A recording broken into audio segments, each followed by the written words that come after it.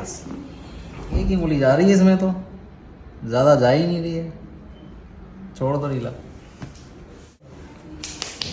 गुटखा खाते हो क्या? हाँ। सुपारी खाते हो? हाँ। उसी से हो गया, फाइब्रोटिक बन गया अंदर हाँ। से इतना बड़ा।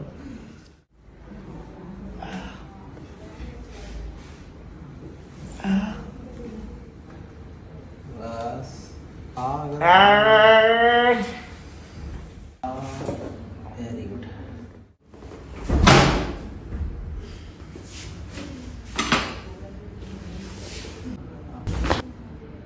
आ करो। अब 2 उंगलियां जा रहा है ना? 2 जा रहा है ना? एक बारी डेंटिस्ट से भी मिल लीजिए,